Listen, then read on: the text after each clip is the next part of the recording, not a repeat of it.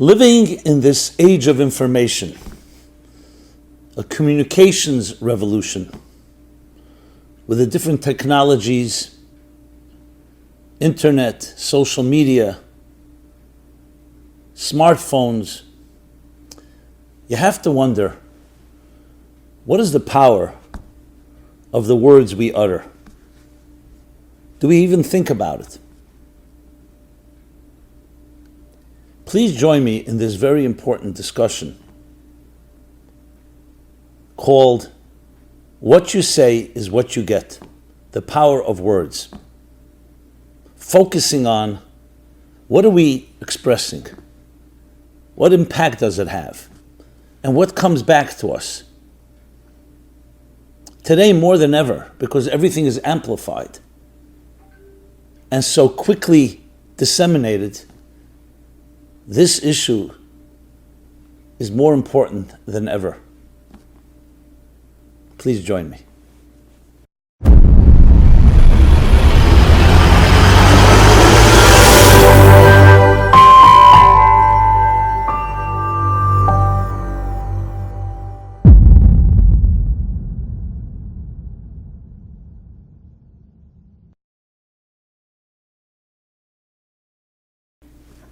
Hi, this is Simon Jacobson, and we're going to be speaking about what you say is what you get, the power of words. This program is dedicated by Mark and Rebecca Belinsky in honor of their wedding anniversary on the second day of Rosh Chodesh Elul, the first of Elul. We are living in an age of information. Some call it the communication revolution. Human beings have been communicating and speaking and interacting for thousands and thousands of years. And yet, especially in the last 100 years, and even more pronounced in the last 30 years, communication has gone through a whole new metamorphosis, a whole new paradigm shift. With the advent of digital communication, we're talking now the web, internet, smartphones, social media. It's exploded. The amount of words that are written and spoken and text is unprecedented. And just not the amount quantitatively, but also the speed of how words spread.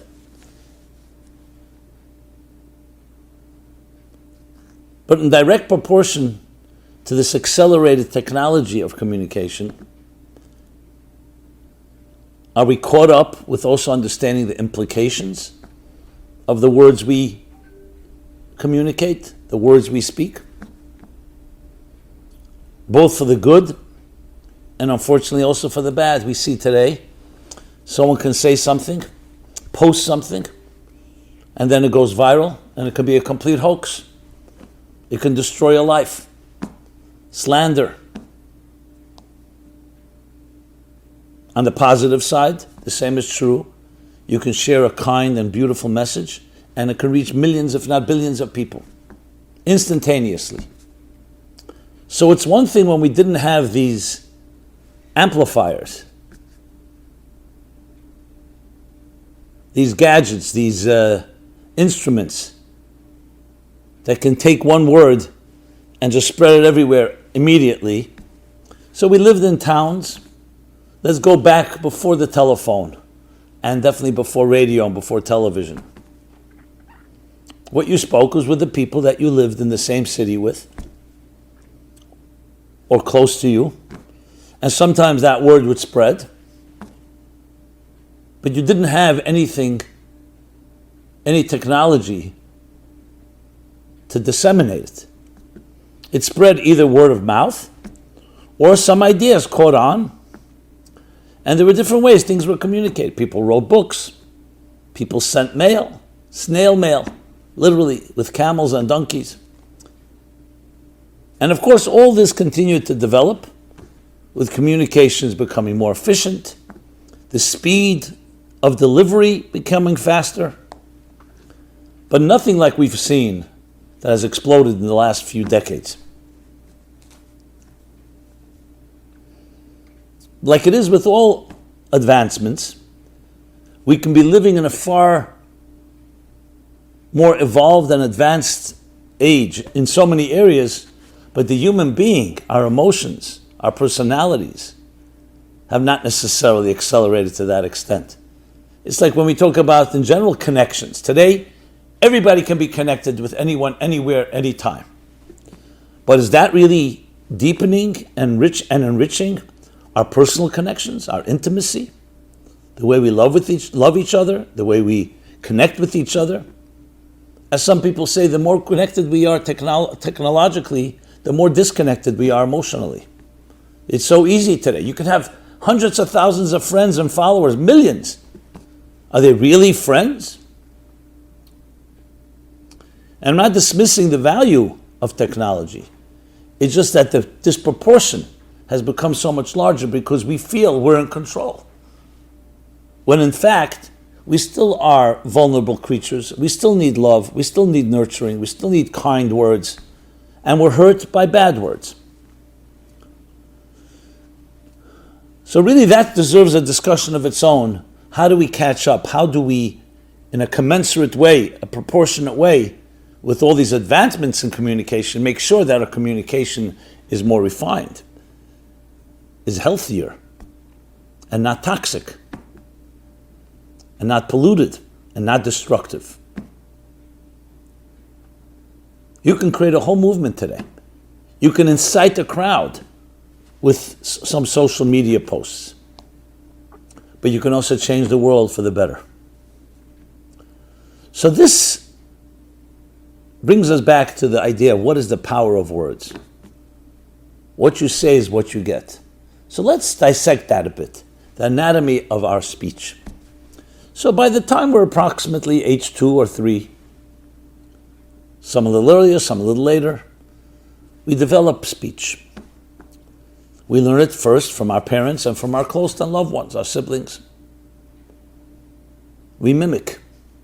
But there's more than just mimicking, because if it was just mimicking, we wouldn't learn to speak so quickly. There's something inside the soul, the mystics explain, that has letters, that has words. We just don't have the tools to express them, and we don't know how to express them. And I'm not talking about particular language, because the same 2-year-old can be speaking in French, if parents are French, are speaking French, or English, or Spanish, or Hebrew, or whatever language it may be. That's already how you express. But the actual form of expression, the ability to communicate something that you are thinking or feeling, is a unique capacity to the human being. Though animals have their way of communicating, but it's never as sophisticated or complex. Yes, we've come to learn that it's more complex than we thought it was. It's not just primitive. But the capacity to write a book, to share ideas and feelings in the way the human being can, is a very unique to the human species. But again, that's not the point of this discussion. A little context. So what is our speech? So the way the mystics put it, we'll call it the mystical psychologists, is that the human being has faculties.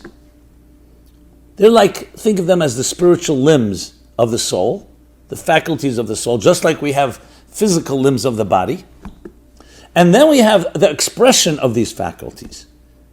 You can be a brilliant person, have deep emotions, and yet, for whatever reason, you're unable to express them. You could be shy, you could be untrained. You see this all the time. If you remember in school, some of the smartest kids who were very quiet, everyone thought they were stupid. Everyone. Those that weren't trained. And then you realize this person is a very intelligent person. They just don't express it well. God forbid, think of someone who may have a speech defect or is just unable to speak. That doesn't mean they're not able to conceive of ideas. So the way they explain it is that there are 3 forms of expression: thought, speech, and action. Thought is expression to yourself. Speech is an expression to another, and action obviously creates something concrete as a result of your expression. And in general, the healthy process, you begin with thought, speech, and action. You think of an idea, then you communicate it, you share it, you get advice, you consult, and then you implement. But thought itself is also an expression, because thought is not the mind. You can have a mind with millions and billions of ideas. The thought process is consciously thinking about that particular idea. Think of it like an instrument thought that draws ideas that are there in your unconscious and bring it to a conscious level. So when you're thinking about some idea right now, there are many ideas your mind has. Thought is the process of consciously expressing a particular thought. You want to build a house. Yeah, but you can want a lot of other things. You want to build a business, you can do other things. So the thought process is consciously and actively thinking about building a house. Speaking is discussing it, strategizing, consulting, and then comes the building itself. We're focusing on the middle one. It's interesting that these are called garments by the mystics, by the Kabbalists. And I specifically use the word mystical psychology because I'm also including the Hasidic approach of taking these esoteric ideas and turning them into an applicable model, that's a model for life. Garments, because they are like garments, they're not part of the very human being, because speech itself is just a hollow instrument. What are you speaking about requires thoughts, or ideas, I should say, and feelings. So a garment hanging in the closet is there for you, but it has to go onto somebody for it to have any impact. So you can change what you're filling your words with, but the words themselves are a form of a garment, just as an analogy. But on the other hand, that's the channel that expresses that which is inside of you. So the mere fact that we understand the process, most of us just take our speech for granted. I just speak. I have something to say, I say it. Especially today. You just text it. Sometimes you regret it, so you delete it. Sometimes it's too late. Remember when Gmail, before they had the delay that you can undo your email, it just went out, and then how many emails went out that people said, oh boy, I wish I never sent that. So it's almost like reflexive and spontaneous. But in fact, when you think about it, speech is actually be very deliberate. What you say is an expression of who you are. Now I understand there's superficial speech. You go to a grocery store, I need a loaf of bread, I need a bottle of milk, container of milk. But I'm talking about speech now in the context of what we preoccupy ourselves with, what we speak about. So we see it as something that's channeling your soul to the world around you. It's a very different way of looking at it. It's actually energy that you're giving off. And here it's more than just energy. It's ideas or feelings. One word can bring someone to life. A very different word can kill someone. There's an expression in the Talmud that says that when you speak, it's called evil tongue. You may know it as Lashon Hara. It means literally evil tongue. That your tongue is saying things that are bad about another person. You're bad-mouthing someone. Slander. Or anything, just negatively speaking about someone. You kill 3 people, it says. The person who's speaking, the person who's listening, and the person that you're speaking about. Because you're destroying his reputation, you're destroying his personality. Now, why is it killing the person who speaks? Because you've used your energy coming out of your mouth, which is a gift given to you, which draws from your soul through the faculty of either your intelligence or your emotions, and you've used it in a destructive manner. So like everything in life, that comes back. It destroys something inside of you. Does it kill you physically? No. But spiritually, emotionally. Is it a death that is permanent? You can correct it. But obviously the goal is, of course, is to prevent it in the first place. But what about the person that's listening? Well, the person that's listening, you've poisoned their mind and their heart about that person. And as we know, it's like common knowledge that if you're speaking about someone negatively to another person, very likely you'll speak about that person negatively to another third person.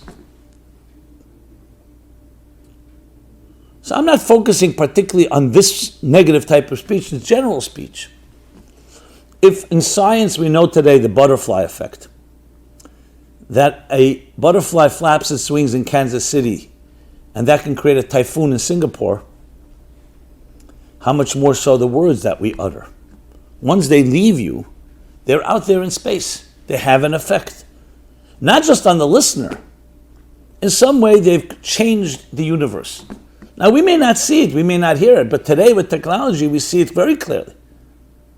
Your words can be recorded. That means there's a permanent record of it. So why not understand the same thing on a more spiritual level, that your words are recorded in the cosmos? When you think of it that way, words are unbelievably powerful. And that's why they indeed can change people, can change worlds. In the art of public speaking, or even private speaking, one-on-one, true good speaker will tell you. And as a speaker, I share this, one of the things when people come to me training in public speaking and how to speak, it's not what you say alone, it's how you say it. You can say the same idea in a way that people will be receptive. The same thing can be said and you'll turn everybody off. One of the expressions I love, people don't care how much you know until they know how much you care. Words from the heart enter the heart.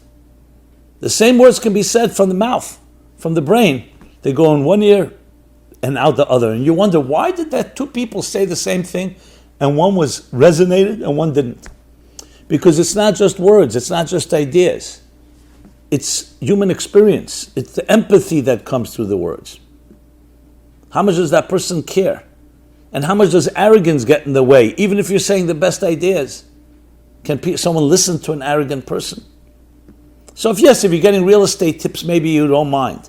But not when you're getting life advice. Because it's not just what you say, it's who says it and how they say it. And are they sincere? Bertrand Russell famously said, when he behaved unethically, so he said to the ethics committee at Cambridge, wherever it was, they said to him, "How you teach ethics, you're a professor of ethics, how can you behave in an unethical way like that with a student or whatever happened there?" And he responded, "I also teach mathematics and I'm not a triangle." In other words, what I do and what I say is not necessarily connected with one another. Well, that also is a living example. That also teaches something to the student. You know, that one with the professor who got too busy to give his class, so he came up with a great idea. Why does he have to limit himself to that half hour or hour? He recorded his class on an audio, whether it was a recorder at the time or today, an audio file, a voice note, and had an assistant come at that time when he gave the class, and he didn't have to arrive. The students were all sitting there, and at the front table where the professor usually would stand, the recording played. The audio player was playing. And the students were expected to take notes and responsible for the material. And so it went for weeks and weeks and months and months. One day the professor decides he's coming anyway to the university. He wants to peek in and check out how his great innovation is working. He opens the door quietly, doesn't want anyone to notice. And to his, lo and behold, to his surprise, he's a great teacher. There's no one in the room. Every desk has an audio recorder recording his voice that's coming from his desk. So they learned by example. Well, today in the Zoom world, I guess remote learning, this is happening more often, but there's still, hopefully, some people. The point is that we don't just communicate our words, we also communicate our behavior. When a mother or father cradle their child, it's more than just the words they say, it's the feeling. It's the look in the eyes. So to go back to what you say is what you get, I just read somewhere that there was a farm boy who had never seen a mirror before. A mirror that we use that reflects a face. Comes once to a city, he's invited to a home, goes into the home, and he sees, as soon as he enters, he sees a mirror. He's looking in the mirror. He's like all bewildered, so he's making all these faces. And the reflection is making the faces back to him. She's all terrified. He comes running to the host and says, there's a little boy making all kinds of bad faces to me. So the host understood, so he said to him, if you smile to the boy, he'll smile back to you. What you say is what you get, is because words are not just words. They're connectors. And they're meant for us to be able to be closer to each other, both in mind, heart, and soul. And in that sense, they have tremendous power. It's not just, I say I love you. It carries, when it's sincere, so much more. It's, in a way, expressing in a word that you can hear and listen to, a feeling that doesn't have words. It's expressing the inexpressible, basically. And when it's said the right way, it is exactly like that, like the mirror. The words in the book of Proverbs, like a face is reflected in water, one heart is reflected in another. Now, when you're thinking thoughts, sometimes your composure, your face, your body language can maybe communicate something, but usually it's more concealed. It is speech which is the ultimate communicator between people. It's the first place we connect with. In a way, when I say first place, obviously a newborn child connects with his or her mother through being held, through nursing, through being gazed at, through other ways that we love. But it's also the words that we say and the words that the child hears. And as we grow into adults, look at the language that you use. It's very often the language that you were told. Some people, certain words just come out of their mouth even though other people are repulsed by them. Expletives or other type of words, because that's what they grew up with. They don't even think twice. And the same thing on the positive side. Words that we're accustomed to. When you hear thank you, when you hear I love you, when you hear kindness, those become part of your language. But it's not just language. It's all that language carries. If you want to think about it, the words themselves are like the body. What they carry is the soul, the message, the spirit of what's being conveyed. And that's far more important than anything else. I can share with you, speaking one-on-one with people or in groups, or in large groups even. What people are really picking up is not just the actual phraseology. Obviously, having good words, knowing how to measure them, not to speak too long, not to speak too short. The perfect measure, the container should fit the energy that is conveying is critical. But there's a spirit between the lines, the empathy, the care. Can I identify with you, with the speaker that is? Is there trust? These are things that are far less tangible. What you say is what you get, is because when you speak in that fashion, that's what returns to you. And when a person speaks aggressively, or even violently, when I say violent, I mean in a very angry way, that too elicits something. People may shrink and want to avoid this type of language. That's an effect as well. Or they emulate it in some way. You in some way have distorted their own form of expression. Now you'll say, 1 second, there are many times I speak very kindly to someone, very gently, sensitively, and it doesn't come back to me that way. They're angry and so on. Of course that happens. That's not always due to you. Sometimes it is. Maybe you have to find another way of saying it. Maybe you're saying the wrong words. Maybe you're not sensitive enough. But sometimes, let's be honest, it's possible the other person is just not there. They may have a lot of things blocking them. They may be angry. They may have gone through some trauma. or they may have just started on the wrong foot. So obviously it's not completely in the control of one person. It's two people speaking. It takes two to tango. But you have to do your part. And your part is, how do you convey and channel your energy into this world? And speech is one of the key ways to do so. The power of your words. And especially today, with all the technology and the speed, and how quickly one thing, one idea, one feeling can reach so many people. So whatever you're saying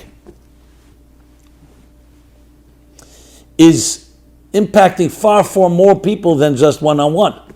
So you could imagine the boomerang effect is also going to be exponentially that much greater. And I see this myself in my work.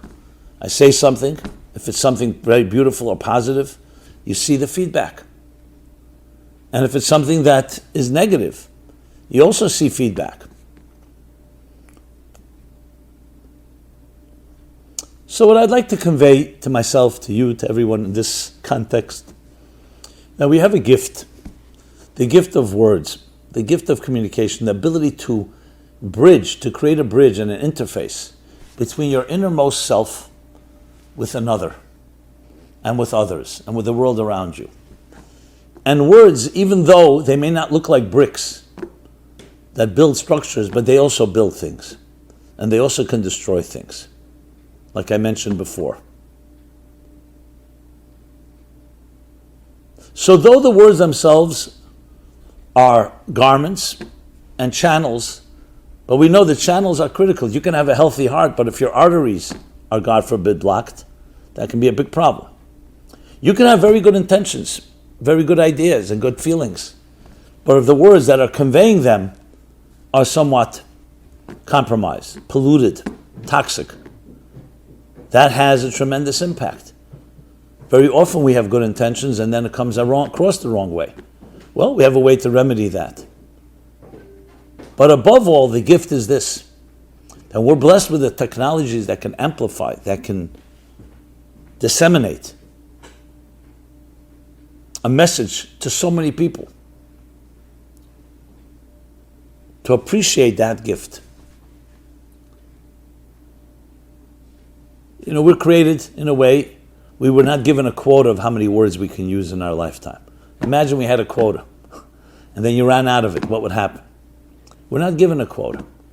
But that means we shouldn't squander it and abuse it or take it for granted. Every word you utter releases unique energy. So it's time to think about it. Before you text next time, before you say something, you leave a voice note, or any other way that you're communicating. Wouldn't it be beautiful if each of us took upon ourselves and said, for every text I send out, whether it's business or entertainment or just plain pedestrian information that here's we changed our appointment schedule or whatever it may be, for every one of those so-called basic survival texts or messages, we would share 5 beautiful messages with others. Make a commitment that every day, send out to at least 5 people a kind message. You don't have to create it yourself. You can share, you can forward. And the same thing through our voice notes, but also in person. Make that deliberate effort. Now, all of us have, I'm sure, natural ways when we express gratitude or love or kindness and empathy. But if good is better, not better. The more we can do that, the more the energy in this world changes. Yes, the vibes change, the butterfly effect.